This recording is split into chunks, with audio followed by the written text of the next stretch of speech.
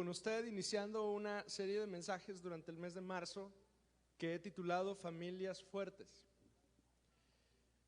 Hoy, de hecho, en nuestro país se celebra el Día de la Familia. Y hace algún tiempo que el Señor ha puesto una carga muy particular en el corazón de Lorena y el mío por las familias. Y la razón probablemente es porque el enemigo ataca a las familias. Hoy, más que nunca, el modelo familiar es increíblemente cuestionado. Hoy ya papá y mamá ya no son el estándar de la sociedad moderna. Y quiero platicar con usted algunas cosas que me parece importante de convertir en el sustento de las siguientes semanas, lo que vamos a charlar usted y yo respecto de las familias. Hoy escuchamos una palabra que hasta nos asusta a quienes somos conservadores, y es la palabra diversidad. Ay, nos da así como miedito, ¿no? Escucharla. Dios bendice a las familias, déjeme usar esa palabra, en su diversidad. Pero ¿a qué nos referimos con diversidad? Nos referimos a los diversos tipos de familia que la Biblia menciona. Por ejemplo, la Biblia menciona a las familias nucleares, papá y mamá y 1 o 2 hijos, ¿no? La Biblia menciona también a las familias monoparentales, solo mamá con sus hijos, solo papá y sus hijos. La Biblia tiene ejemplos bellísimos de familias integradas, o sea, gente que no hay razón para que seamos familia, pero que Dios nos coloca en un momento, en una circunstancia, y nos hace generar vínculos y convertirnos en familia. Y aunque en la Biblia se mencionan casos así, la iglesia reconocemos y entendemos el valor de la familia. Y yo quiero dar 2 menciones especiales al respecto. La primera es que la escritura, porque alguien puede bien decir como un gancho, ¿no?, de argumento al respecto. La escritura efectivamente, muy en el principio del Antiguo Testamento, sí menciona a la bigamia. O sea, un marido que tiene 2 esposas. Por ejemplo, Jacob tenía a Raquel y a Lea. Elcana, al principio del libro de Samuel, tenía a Ana y a Penina, ¿sí?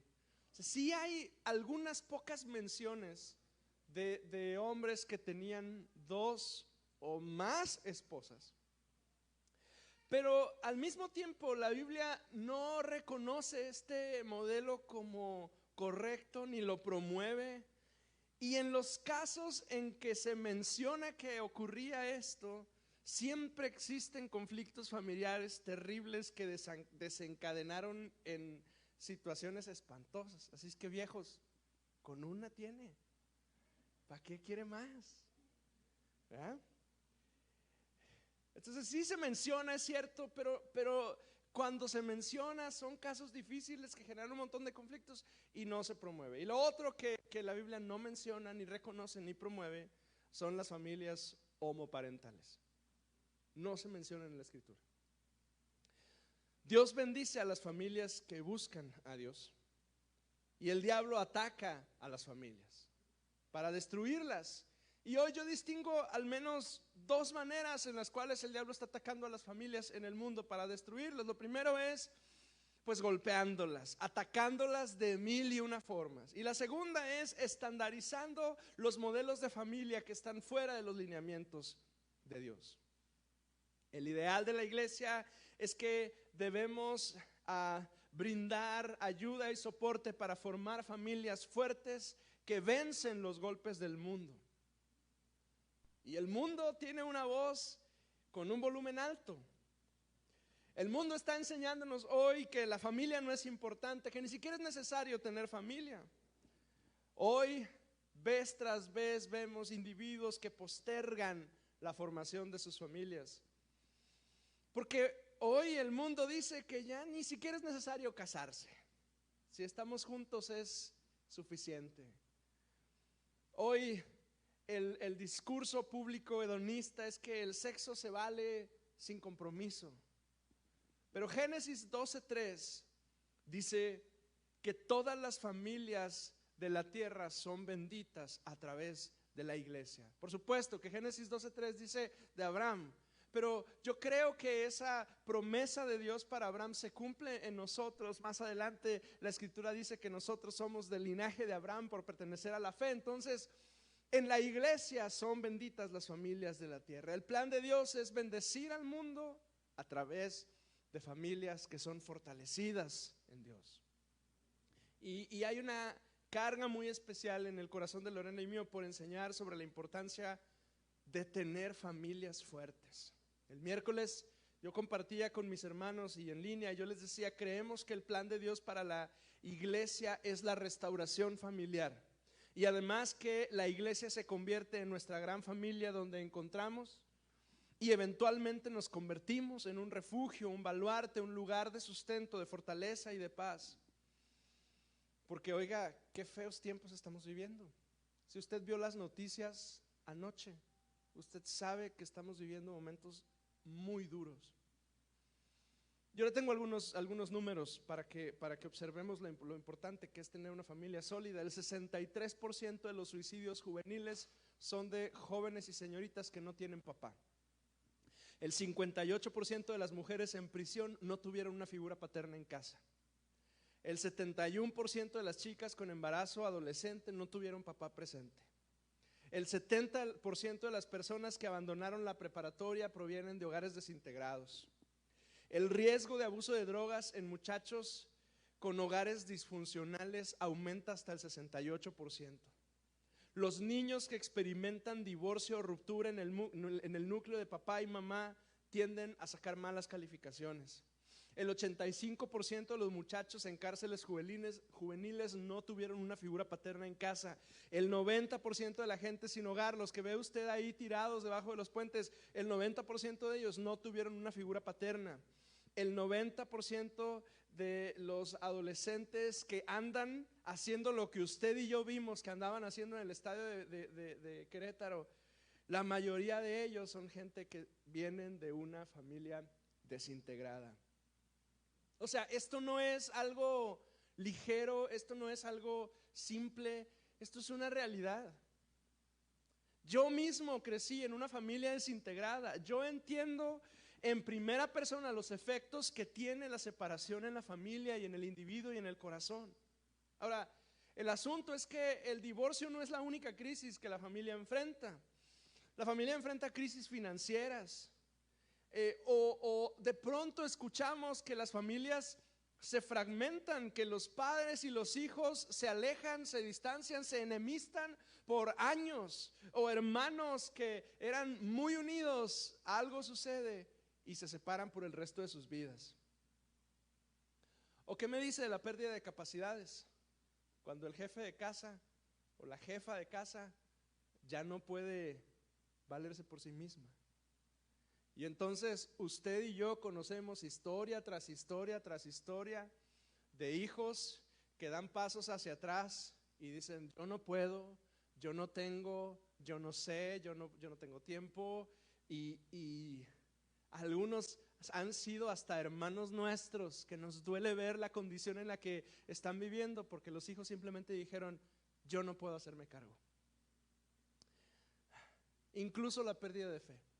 Qué tragedia cuando en nuestras familias, nuestra gente, nuestros hijos, nuestros hermanos, nuestros papás vivían en la fe, caminaban en la fe, seguían al Señor y de un momento a otro dejaron la fe.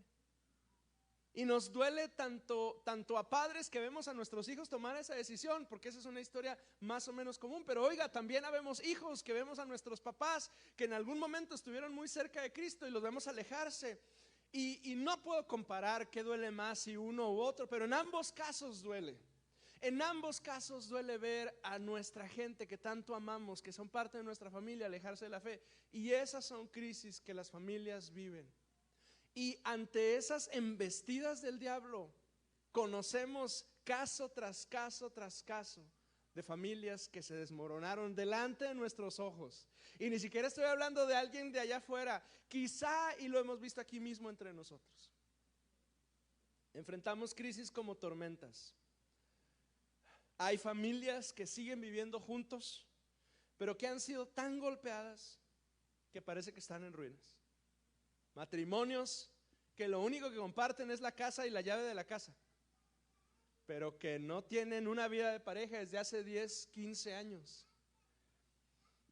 Oiga, eso está muy cercano a nosotros. Ante los embates de la vida debemos entender que no solo es fuerte el que nunca ha sido derrumbado, es fuerte quien reconoce sus debilidades y se dedica a fortalecerse. Y durante estas semanas, amados, yo quiero que usted y yo vayamos caminando juntos y vayamos dándonos cuenta de las áreas en las que nuestras familias están siendo golpeadas y cómo estamos a tiempo de poner atención y reconstruirnos y fortalecernos antes de que venga la tragedia. El problema es que la vida no es un ambiente controlado. O sea, usted no se prepara para la tormenta y dice: la tormenta va a llegar exactamente en 3 semanas, así es que tengo exactas 3 semanas para prepararme para cuando llegue la tormenta. No es cierto. No sabemos cuándo va a venir el trancazo, ¿sí? No tenemos idea. A menudo no sabemos ni siquiera, ya cuando nos llegó, duramos 2-3 minutos para entender de dónde vino. La vida no es ideal y no hay manera de garantizar que las cosas suceden de cierto modo, y a veces es hasta imposible prever y anticipar crisis. A veces las crisis llegan sin avisar. La buena noticia es que el Dios en el que usted y yo creemos sí se anticipa y sí nos prepara.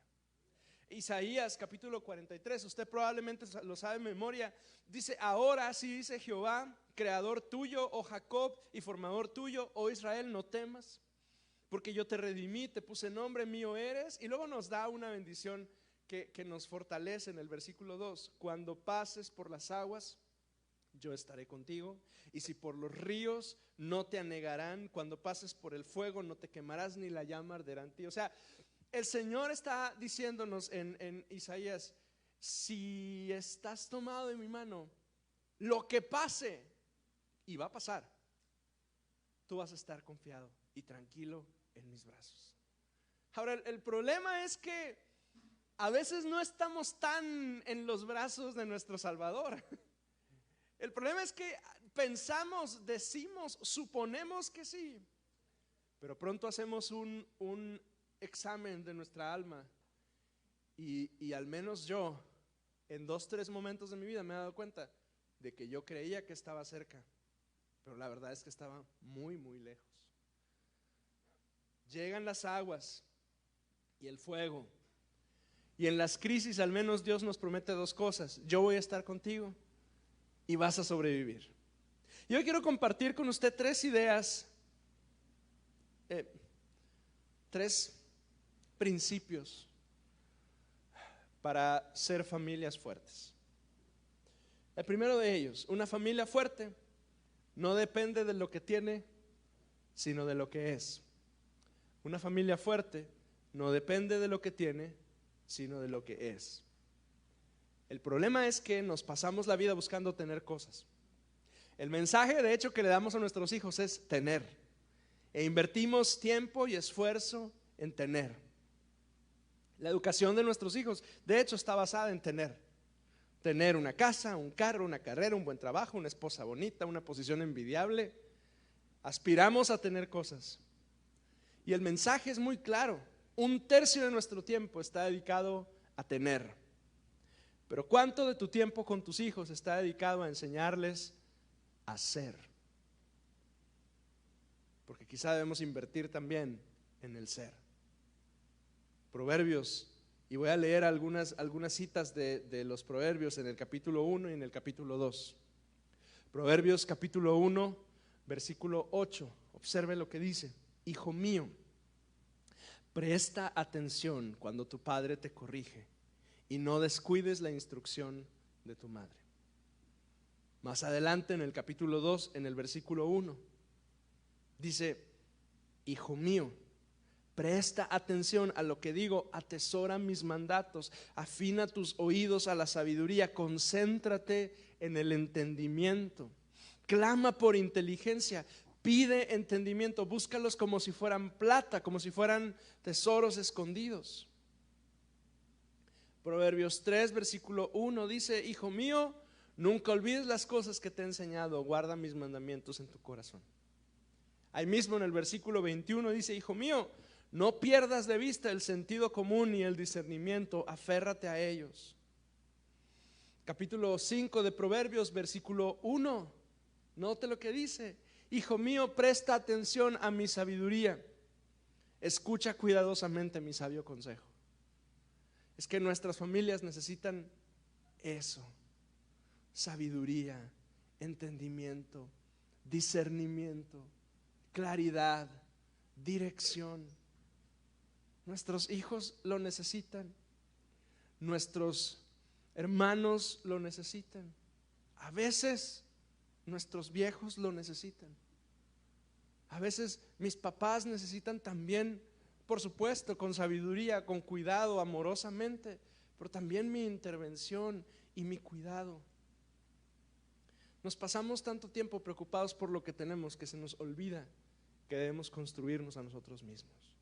Una familia fuerte, entonces, no depende de lo que tienes, sino de lo que es. Y busca, anhela sabiduría, entendimiento. Dice el capítulo, dice, como si fueran tesoros. Considera la sabiduría de Dios como un tesoro que tú puedes disfrutar, que te va a enriquecer tanto.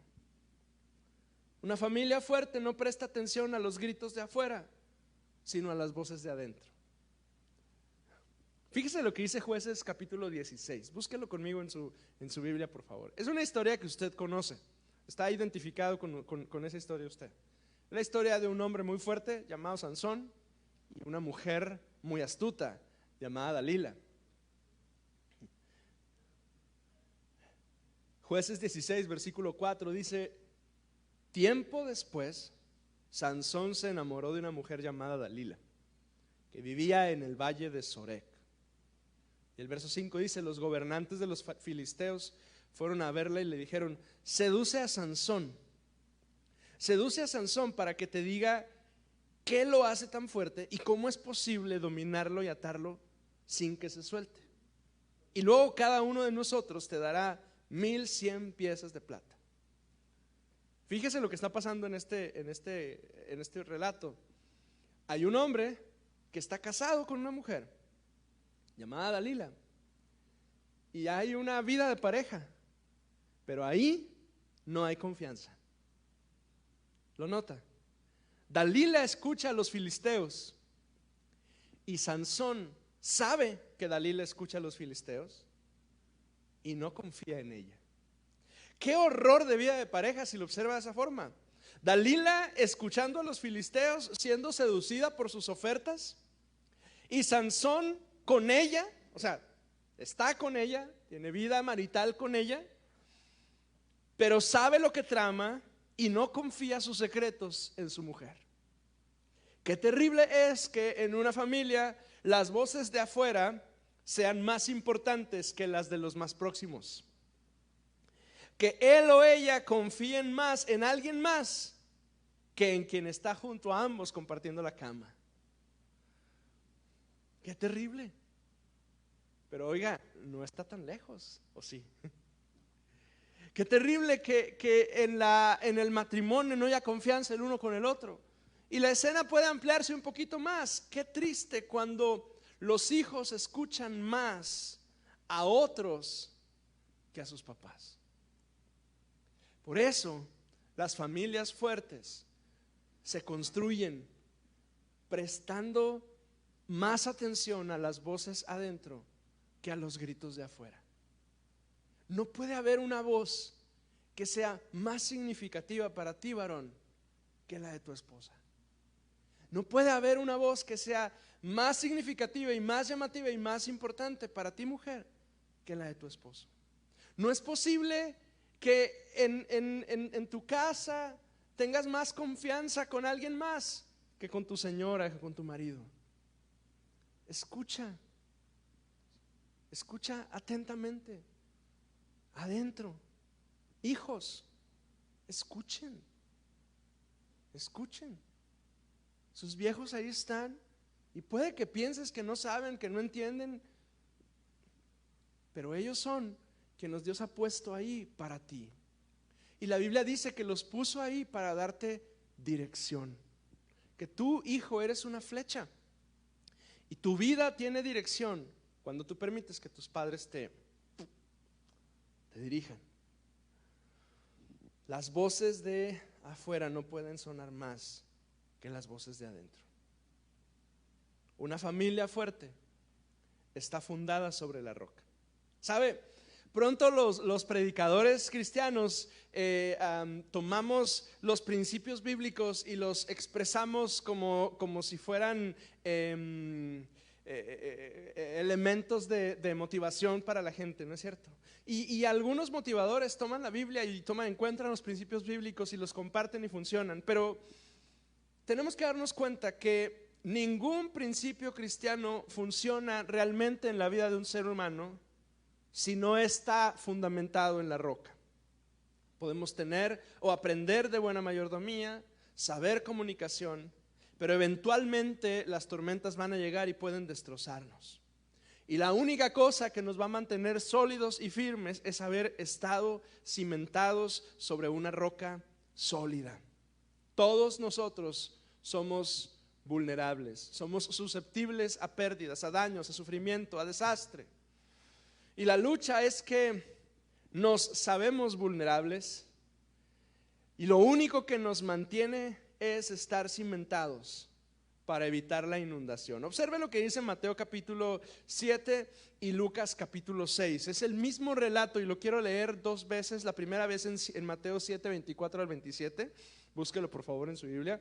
Y la segunda vez en Lucas capítulo 6 versículo 47. Es el mismo relato en dos evangelios y lo quiero leer en los dos por un detallito que aparece en uno y en otro no. Mateo 7, 24 dice: cualquiera pues que me oye estas palabras y las hace, le compararé a un hombre prudente que edificó su casa sobre la roca. Descendió lluvia y vinieron ríos y soplaron vientos y golpearon contra aquella casa y no cayó, porque estaba fundada sobre la roca. Pero cualquiera que me oye estas palabras y no las hace, le compararé a un hombre insensato que edificó su casa sobre la arena, y descendió lluvia y vinieron ríos y soplaron vientos y dieron con ímpetu contra aquella casa y cayó, y fue grande su ruina. Ahora vea el mismo relato, pero ahora en Lucas capítulo 6 versículo 47. Es casi la misma historia con unos cambios de palabras por ahí. Todo aquel que viene a mí, dice Lucas 6:47. Todo aquel que viene a mí y oye mis palabras y las hace, os indicaré a quién es semejante. Semejante es al hombre que al edificar una casa cavó y ahondó y puso el fundamento sobre la roca. Y cuando vino una inundación, el río dio con ímpetu contra aquella casa, pero no la pudo mover, porque estaba fundada sobre la roca. Mas el que oyó y no hizo, semejante es al hombre que edificó su casa sobre la tierra, sin fundamento, contra la cual el río dio con ímpetu y luego cayó, y fue grande la ruina de aquella casa. Tomé ambos pasajes porque en el pasaje de Mateo hay una explicación muy amplia del tipo de situaciones que pueden pasar. Mateo dice: vienen lluvias, vienen ríos, vienen vientos y golpean la casa, ¿sí? Y en Lucas solo dice que viene una inundación. Pero la diferencia entre Lucas y Mateo es que en Lucas dice que el hombre sabio cavó y ahondó. Cavó y ahondó. Y si hay algo que es difícil, es cavar y ahondar para hacer cimientos, ¿sí? Yo serví un tiempo en una de las iglesias de aquí de Guadalupe, el Refugio de Paz, que se encuentra, si usted ha ido, se encuentra prácticamente ya sobre el cerro. Y yo recuerdo cuando compraron ese terreno, y yo recuerdo cuando empezaron a cimentar el lugar. Y en una de las esquinas del templo, el firme cayó como a unos menos de 1 metro de distancia de la línea del piso del templo. Pero en otra de las esquinas, el firme está como a 4 o 5 metros de profundidad. y había que cimentar. Bueno, esa fue la instrucción que les dieron cuando estaban construyendo. Era una zapatota enorme hasta allá, hasta abajo, ¿verdad? Cavar y ahondar hasta encontrar firme. Del pasaje de Lucas podemos observar algunos detalles. El primero de ellos es que tú puedes estar cerca de Jesús y no estar preparado para las tormentas. Aguas con eso. Tú puedes estar cerca de Jesús y no estar preparado para las tormentas. La segunda cosa que observo es que edificar no es garantía de permanecer, porque los dos edificaron, los dos invirtieron en muros, y no sé cómo hayan construido esa casa, pero quiero imaginarme como las casas contemporáneas, ¿no? Invirtieron en muros, en ladrillos, en un techo, la decoraron, le pusieron todo lo que usted quisiera ponerle a su casa, pero una permaneció y la otra se destruyó. Lo siguiente que yo observo en este pasaje es que las tormentas vienen sobre todos, sobre prudentes y sobre insensatos. Así es que si usted es un hombre de fe, una mujer de fe, eso no garantiza que las tormentas no van a llegar. Las tormentas van a llegar y de acuerdo a lo que dice Lucas, le van a pegar y le van a pegar duro. Así es que si usted está en medio de una tormenta, y a veces cuando estamos en medio de las tormentas decimos, ay, el Señor me ha dejado, se ha olvidado de mí, ¿qué voy a hacer? No, tranquilo, no se ha olvidado de usted, ni le ha dejado a un lado, ahí está con usted, nada más que Él dijo que las tormentas eventualmente iban a llegar. La diferencia entre uno y otro es donde puso el fundamento, y el secreto está justamente ahí, en la roca. El Salmo 61 es un salmo que a mí me gusta mucho. Salmo 61, versículos 1 hasta el 3 dice: oye, oh Dios, mi clamor, a mi oración atiende. Desde el cabo de la tierra clamaré a ti cuando mi corazón desmayare. Y después dice: llévame a la roca que es más alta que yo, porque tú has sido mi refugio y torre fuerte delante del enemigo. O sea, el salmista entiende que si hay un lugar en el que va a estar él seguro, y usted y yo, es en la roca, y que podemos clamar al Señor y Él nos escucha y nos toma, lo imagino así, nos toma y nos coloca en el lugar seguro. Proverbios capítulo 10 versículo 25 dice: como pasa el torbellino, así el malo no permanece, mas el justo permanece para siempre. Pero la Nueva Traducción Viviente dice: cuando llegan las tormentas de la vida, arrasan con los perversos, pero los justos tienen un cimiento eterno. Y me gusta esa segunda versión. Las tormentas de la vida llegan, y algunos de nosotros estamos recibiendo las embestidas de una tormentota espantosa. Pero si usted es justo, si usted es una mujer justa, usted está bien cimentado, bien cimentada. El Salmo 71 versículo 3, se lo leo, escúchelo. Dice el salmista, dice: sé para mí una roca de refugio a la cual pueda ir continuamente. Tú has dado mandamiento para salvarme, porque tú eres mi roca y mi fortaleza. Yo recuerdo que cuando yo empecé el ministerio vivía en una colonia por Juárez, y acababa de pasar el huracán Alex en el 2010, en el verano del 2010. Y usted recuerda, el huracán Alex fue terrible, destrozó todo, y algunos a lo mejor, no lo sé, pero algunos a lo mejor vivieron estragos en sus casas, qué sé yo, fue una tragedia aquí en la ciudad, ¿no? Y yo llegué a vivir a un fraccionamiento que estaba relativamente nuevo, y ya sabe, las constructoras ponen casas donde se puede, ¿verdad?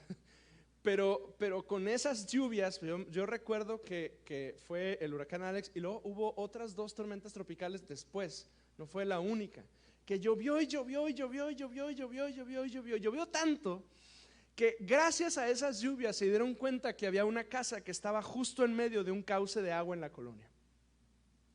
Y el agua golpeó, afortunadamente esa casa no estaba todavía entregada, apenas estaba como en proceso de, no sé si de venta o de entrega, pero el agua golpeó tan duro y estaba generando un problema tan serio en esa esquina donde vivíamos, y estaba deteniendo el flujo de agua, que estaba inundando el lugar donde vivíamos, que los vecinos tuvieron que venir y abrir con mazos los muros para que el agua pudiera salir. Y eventualmente la constructora tuvo que derrumbar la casa porque el lugar en el que estaba no era para nada propicio para poner una casa ahí. Imagínese si usted hubiera comprado esa casa y no hubiera habido esa lluvia, y eventualmente a los 2 años, 3 años viene otro huracán y sucede esto. Afortunadamente la lluvia vino y lo hizo evidente, ¿no? Es que las tormentas a veces hacen también eso en nosotros. Hacen evidentes nuestras fragilidades, nuestros quebrantos, nuestros dolores. Incluso Dios toma esas situaciones para convertirlo en bendición y transformarnos a usted y a mí. En Camargo, Tamaulipas, había una iglesia. Había porque en aquellos años, cuando el huracán Beulah golpeó el norte del país, el huracán derrumbó el templo. Era uno de los templos metodistas más antiguos de México. Y el huracán Beulah se lo llevó. Hay algunas fotografías por ahí en el archivo. Tenía un campanario enorme y el mismo que se vino abajo. Y uno dice, pues es un templo, ¿cómo Dios permitió que sucediera eso? No es un lugar consagrado para el Señor. Lo que pasa es que los edificios que fueron fuertes en el pasado no tienen garantía de resistir las tormentas del futuro. Y algunos de nosotros hemos enfrentado tormentas durísimas y hemos salido vencedores. Pero si venciste ayer, no tienes garantía, a menos que permanezcas firme en Cristo. No tienes garantía de que mañana vas a vencer. El secreto está en el fundamento. Y mi pregunta hoy para usted, en lo personal, realmente hoy mi pregunta es para usted, en su familia, ¿cuál es su fundamento? Es decir, si hoy llegaran las tormentas, tu construcción, tu familia, ¿permanece o se tambalea? Si hoy azotara un huracán como el Alex, de esos que vienen y destruyen casas y ciudades y avenidas enteras y se llevan todo lo que tienen en el camino, tu familia, tu casa, permanece. Y hay algunos que pueden decir, y con toda razón, ay pastor, por favor, soy soltero, no me venga hoy con eso de que familia, yo no estoy pensando en eso. Sí, pero las tormentas van a llegar. Y eventualmente, si es el deseo de tu corazón, vas a tener una familia. Y quienes estamos casados nos hemos dado cuenta que las batallas que no quisimos enfrentar cuando estábamos solteros, pronto, cuando nos casamos, vienen contra nosotros y nos golpean bien duro. Y aquellas áreas de nuestras vidas que no quisimos atender, que las dejamos ahí, no pasa nada, y no pasa nada, y no pasa nada, hasta que ya estás casado y tienes esposa y tienes hijos, y entonces sí pasa. ¿Cómo estás? Busque conmigo, por favor, Josué capítulo 24.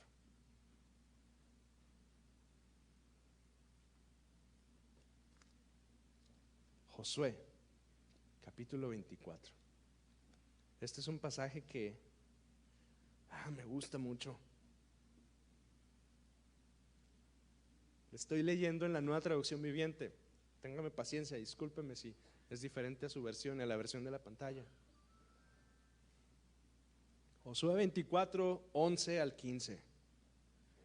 Dice: cuando cruzaste el río Jordán y llegaste a Jericó, los hombres de Jericó pelearon contra ti, como lo hicieron los amorreos, los fereceos, los cananeos, los hititas, los gergeseos, los heveos y los jebuseos. Pero yo te di la victoria sobre ellos. Ahora quiero detenerme un minutito aquí para entender de qué está hablando Josué. Este es el último discurso de Josué con el pueblo. Josué, al principio del libro, Josué es un chamaco. Chamaco es mucho decir, ¿verdad? Es un chamaco de 80 años. Pero a comparación del viejito que está sucediendo, Moisés tenía 120 años, sí es un chamaco, ¿verdad? y recibe la responsabilidad de dirigir a la nación de Israel en un momento increíble, cuando están por conquistar la tierra. O sea, esa tierra prometida, tan anhelada, tan anunciada, tan esperada, 40 años en el desierto y no llegaban, finalmente llegaron. Y es Josué el que los va dirigiendo. Y usted lee el libro de Josué y se sabe que la primera batalla fue en Jericó, y luego la segunda batalla la perdieron en Jai, y luego volvieron a ganar, y así sucesivamente hubo muchas batallas que fueron enfrentando, y lo que estaba pasando es que ellos iban conquistando poco a poco el territorio, ¿sí? Pero para el final del libro de Josué, todas esas campañas militares ya se terminaron. Las ciudades importantes ya las obtuvieron. Josué ya partió el pastel para todos y ya les dijo: tú vas para allá, tú vas para allá, tú vas para allá, aquel se viene de este lado, etcétera. ¿No? El pueblo de Israel está siendo como enviado a sus propios territorios, cada una de las tribus. Y entonces se viene un momento crítico. Y Josué sabe que lo que pase a partir de ese momento es definitivo para la nación de Israel. Porque así como en el tiempo de Moisés, o sea, Josué sabía que estos eran rebeldes. Quizá hay que decir estos y nosotros, ¿verdad? O sea, Josué sabía que se mantuvieron firmes porque Moisés estaba, y Moisés era férreo y rudo al dirigir, aunque era el hombre más manso sobre la tierra. Y Josué también había sido un buen líder que había dado instrucción, pero él sabía que en el momento en el que se fuera cada quien con la suya, estaban en riesgo. Entonces por eso les dice esto que está en Josué 24.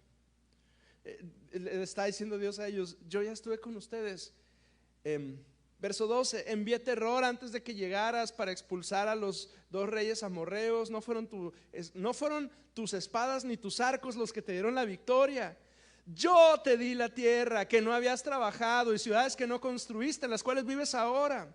Te di viñedos y huertos de olivos como alimento, aunque tú no los plantaste. Por lo tanto, teme al Señor y sírvelo con todo tu corazón. Echa fuera para siempre los ídolos de tus antepasados que adoraron cuando vivían al otro lado del río Éufrates y en Egipto.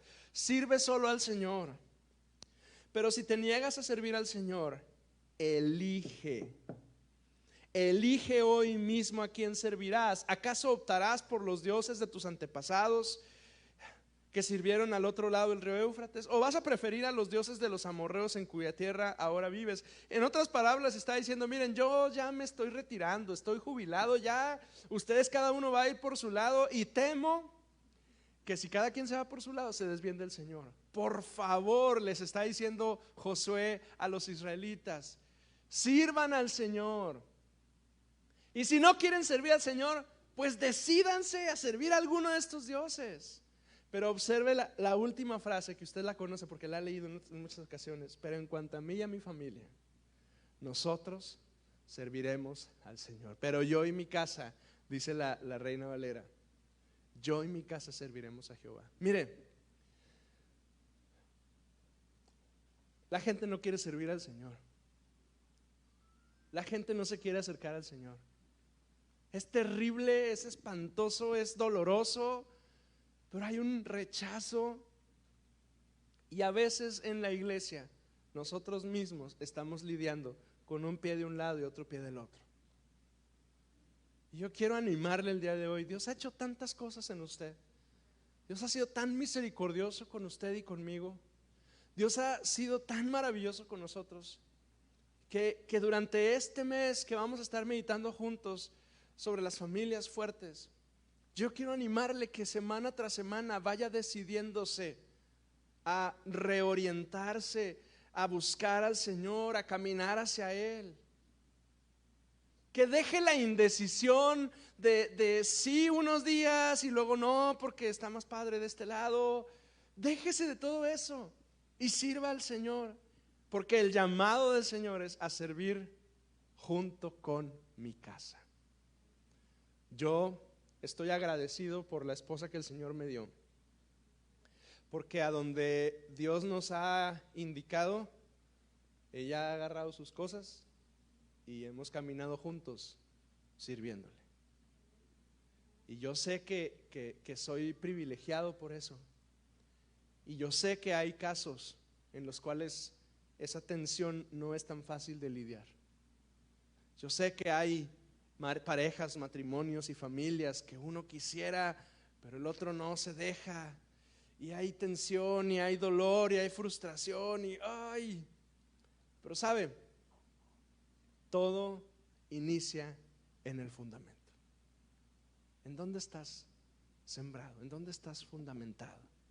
Si hoy llegara la tormenta, estás en la roca.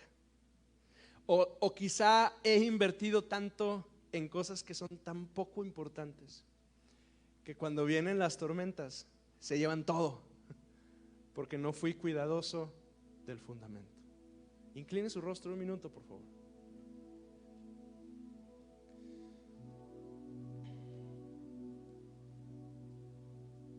¿Sabe? ¿Será que el Señor está a través de su Espíritu Santo trabajando con nosotros y nos está diciendo, Hugo, quizá es tiempo de que revises tus cimientos?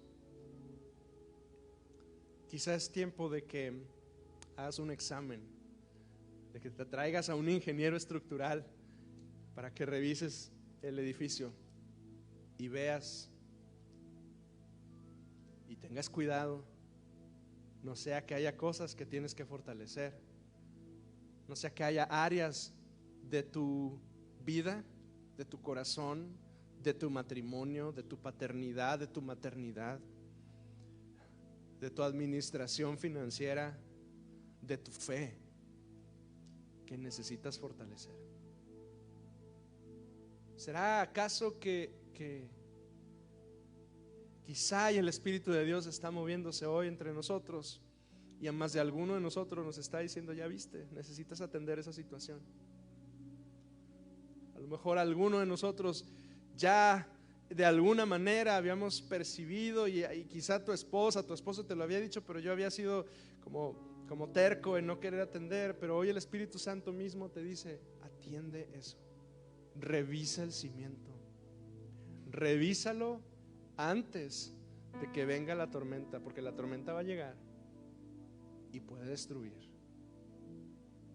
Pero hermano, hermana, si tu familia, si tu matrimonio, si tu paternidad, si tu maternidad están fundamentados en la roca, la tormenta como quiera va a llegar, pero tú vas a permanecer. Señor, aquí estamos delante de ti. Tú eres nuestro Dios. Y yo te doy gracias, Señor, por tu palabra, porque yo sé, Señor, que tú hablas, Señor, a nuestro corazón como lo haces con el mío, Señor. Gracias, Espíritu de Dios, porque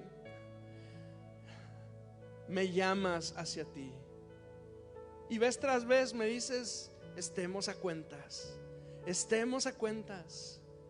Y hoy, Señor, yo respondo a ese llamado. Aquí estoy, Señor, aquí estoy. No tengo nada que esconder, porque ni siquiera puedo esconder algo delante de ti.